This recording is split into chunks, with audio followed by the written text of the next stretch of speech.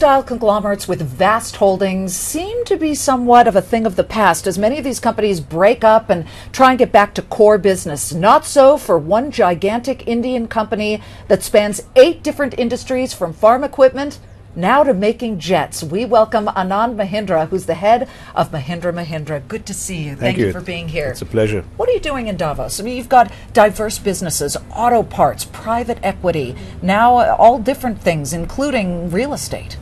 Well, you know, I've been coming here since 2002, and I usually come alone. This year I've got 5 people with me, and 3 of them are from our new IT company that we acquired earlier this year. It was called Satyam, a beleaguered IT company that we moved in and won the auction for. It's now renamed Mahindra Satyam. And I must tell you that Davos is perfect for a services company that in fact is trying to cut costs despite the high fees of being here. Try and imagine that you have all your target companies, all the Fortune 500 CEOs in this square kilometer here.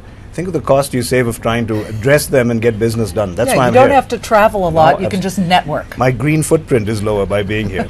You're kidding. Well, you do look at it that way, I'm sure, because that's certainly a focal point. But looking at what you want to accomplish, you talk about the technology business. Satyam was a financial disaster. I mean, there was a fraud. There was a massive scandal. You were able to pick up something at a very distressed price. Why weren't you worried that you might see some bad things emerge after you had already bought it? No, I didn't wander in there out of hubris and overconfidence and arrogance. We did a lot of due diligence. What I'm grateful for is that we adopted a mindset after the meltdown that you can't just go into a bunker. You've got to cut costs. You've got to try and lower your innovation costs, but you have to keep awake and look at new opportunities, because we were very cognizant of the fact that this was a good time to see new opportunities. And we didn't wander in there just keeping our fingers crossed. The first thing I did was to talk to the clients of Satyam, all the US clients. And I asked them, I said, is this a real company that I'm trying to buy? Are they real people? Are they doing real work for you? And all of them, without exception, said, look, we can't advise you on what price you buy it for. But arguably, these people, the teams that we worked with, were the finest out of India. Now, that's the confidence I had. Okay, so you inherited a business where employees were terrific at service. I need to know from you, because you span 8 different industries, very diverse industries. How do you as a CEO keep your finger on the pulse of that and make each and every employee, of which you have thousands and thousands, feel special and want to work hard for you? Well, this is a question that I could answer and take all day doing it. Let me first talk about the fact that I'm not the CEO of each of these companies. That wouldn't work. That's why the old line conglomerates, as you referred to them, failed. I've been at great pains to try and dispel that word from our vocabulary, and I call it a federation. These are independent companies, each of which has a flagship that's listed. So these are not conglomerates. Conglomerates like GE are those that have all these businesses as divisions within. So they completely befuddle analysts who can't find a way to track them and compare them and benchmark them.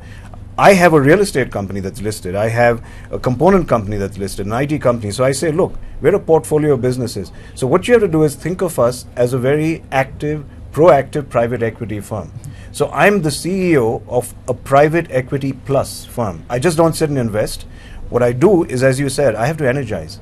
I have to find common threads. And those threads are usually about values. And I think the world is crying out for businesses which have values. That's why we were preferred bidders for Satyam. So values, aspirations, transcendent goals, and then you walk around and energize. That's what I do. But you're also an entrepreneur at heart. And I have to tell our viewers that they have recently decided to start an aerospace business. You're going to build jets from the ground up, like an Embraer type of jet? Well, I have been quoted as saying we'd like to be the Embraer of India. Yes. I think it's a wonderful company to make as a role model. We're not in the jets yet. We've bought 2 Australian companies, both in the aerospace business, one in componentry.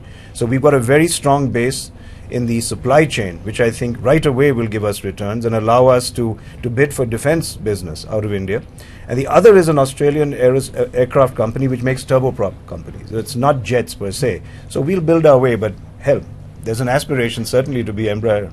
It all comes up with a single idea. What idea are you hoping to glean most from Davos this year?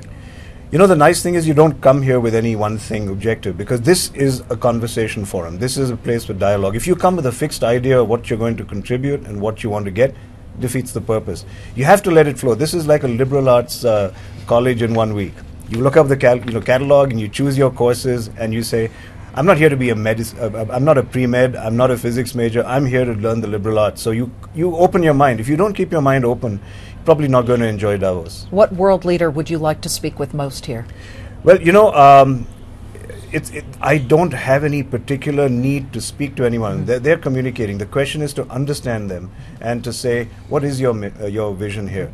The one-on-ones you do when they come to India, and then you get a chance to talk to them one-on-one here, they're all on stage. Should President Obama be here? He is not this year, and he only sent one person. I would very much like him to be here. I think President Clinton set a blistering pace for him to follow. He was a great votary of Davos. And I think a lot of his global popularity came out of how he would willingly come to these fora and address global audiences from here. And with new technology, podcasts, blogs, so on, Davos in fact has a wider footprint. So if you're not here, I know President Obama has a huge global aspiration, but if you're not here, that sort of goes against his claims of being global. So I would like to see him here, yes. He's a little busy today. He's got State of the Union address tonight, but we'll pass on your comments. He's forgiven. He's forgiven.